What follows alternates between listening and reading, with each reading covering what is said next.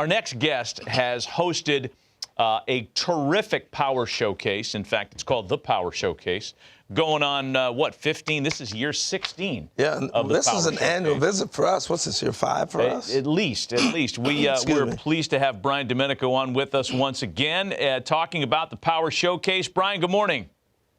Harold, Matt, as always, it's really nice to see you, and I appreciate you having me on. Well, we appreciate you coming on with us to kind of introduce our viewership to some of the kids that you've discovered and showcased in your Power Showcase.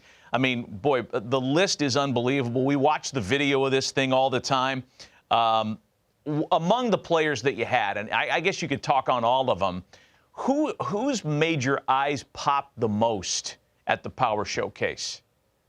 Well, as far as this year, I mean, it is tough because this was a year where there wasn't like that big human interest story of like the 525-foot home run or something along those lines. But there is a player by the name of Hogan Nelson who has attended 5 Power Showcase events, and he's actually a 3-time Power Showcase champion and won it as a 13-year-old and a 14-year-old. And then last year had to make a really big decision. He's one of the top quarterbacks in the state of Texas, and decided last year, after having a really good showing at area code, to kind of shift gears and focus strictly on baseball. And he came back as an underclassman and won in dramatic fashion. And he is one of those individuals that you have that has the it factor. When the pressure mounts the most and his back's against the wall, somehow, some way, he comes and he ends up pulling through and winning. And that's one of those unique DNA things that I think scouts and college coaches look for.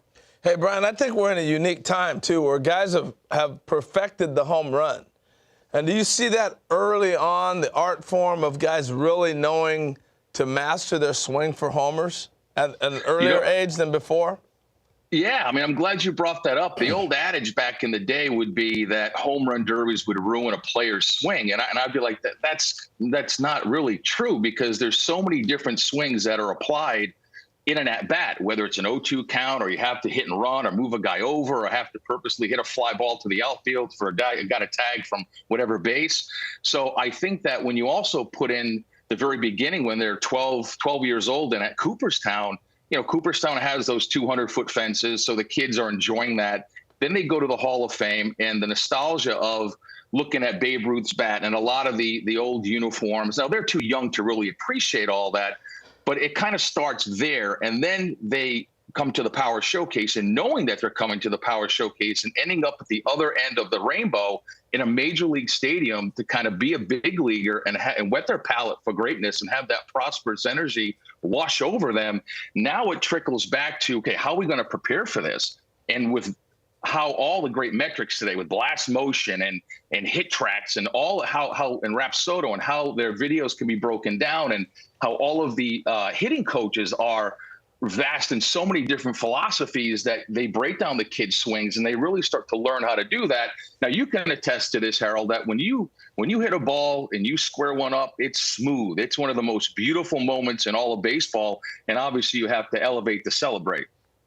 Elevate to celebrate. I love it. That's a good Gary line. Templeton couldn't have said it better himself. That's a good line. Hey, so how do I get invited if I'm a kid, and how's that process work to get there? If Matt wants to be a 13-year-old again, how's he get into this deal?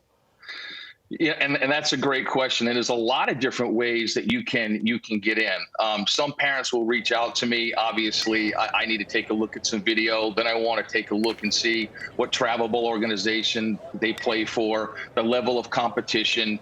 And listen, I don't always bring in the absolute very, very, very best guys. There are some big lumbering young players that they just need to set some goals. And it's only a matter of time before the kinetics and everything starts to come together, and they find themselves and they take off. So again, parents can reach out through the website. And again, there's a lot of different ways, Harold.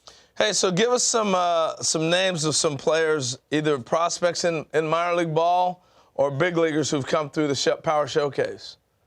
Well, I think the most noticeable one was Bryce Harper, obviously. And then you had, Tristan Costas, who's now the starting first baseman for the Boston Red Sox. And when he did the Power Showcase, he hit 5 500-foot home runs, which was really incredible. And then it was Blaze Jordan that you and I had talked about many times. And then he won the junior Major League Home Run Derby. There was a young man by the name of David Denson that hit a 515-foot home run off the Jumbotron. That was back in 2012. Daniel Vogelback. I mean, there's countless guys in the big leagues. Tell us about this DiMaggio Lonero. Oh, DiMaggio Lonero, leaving nothing to the imagination.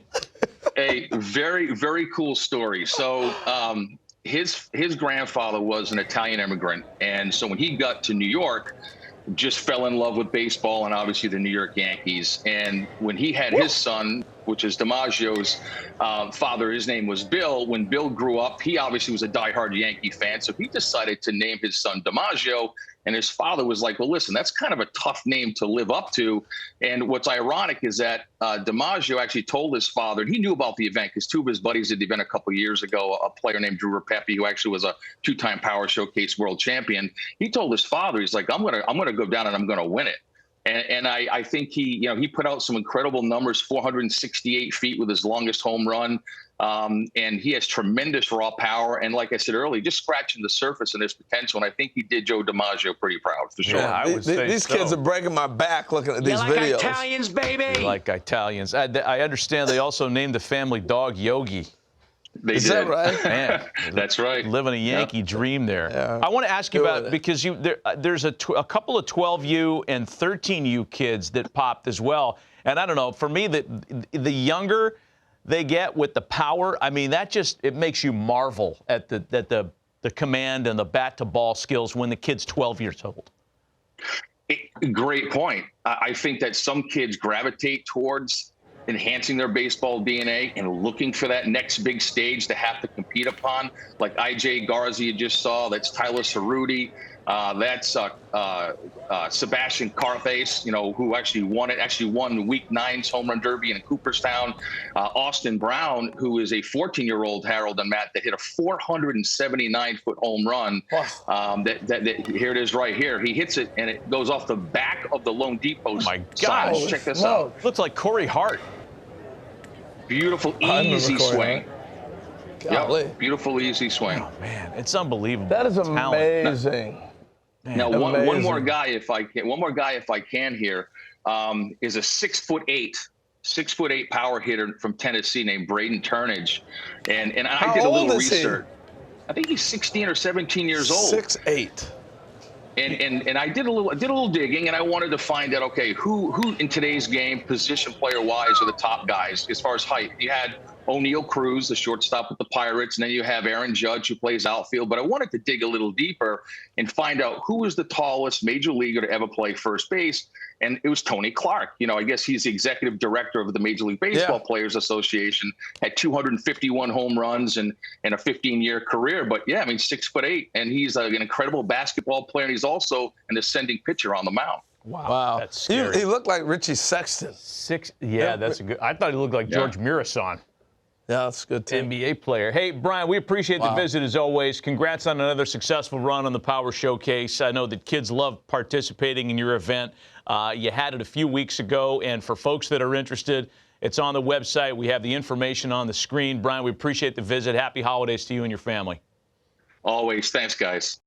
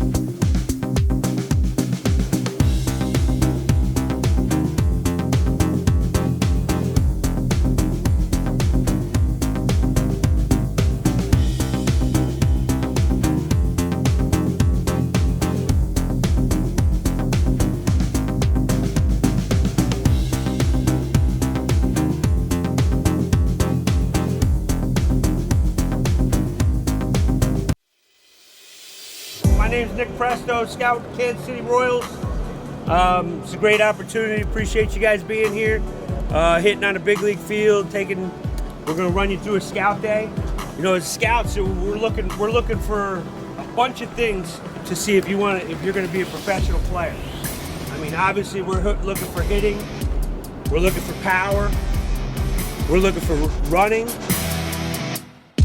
arm strength, and fielding. Those are the 5 tools that we're looking for. All this stuff's important if you want to play this game.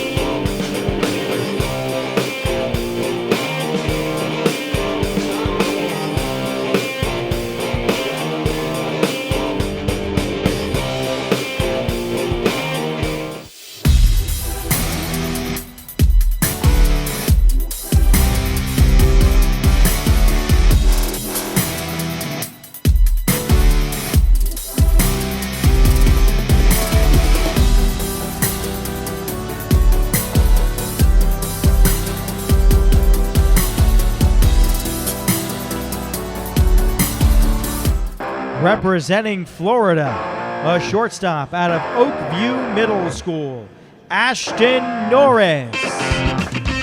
Ashton is a returning 15th annual participant in which he recorded 7 home runs and a longest of 362 feet.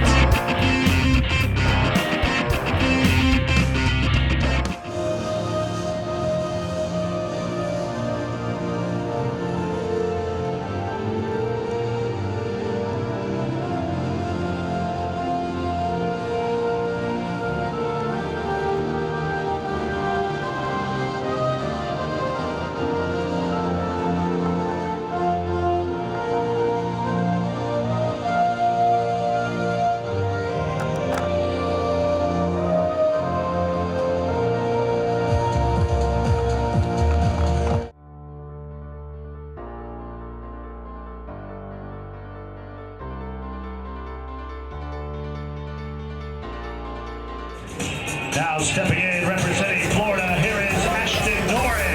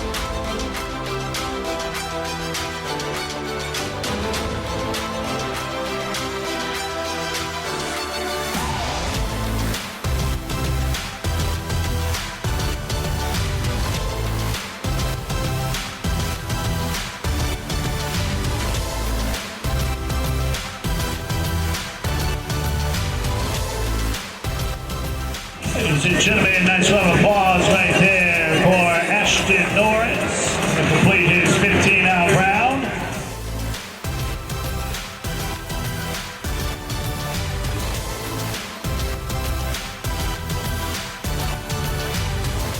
But it's Ashton Norris right now batting.